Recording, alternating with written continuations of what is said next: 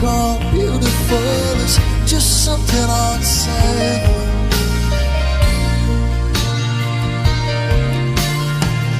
People laughing behind their hands while the fragile and the sensitive are given no chance. But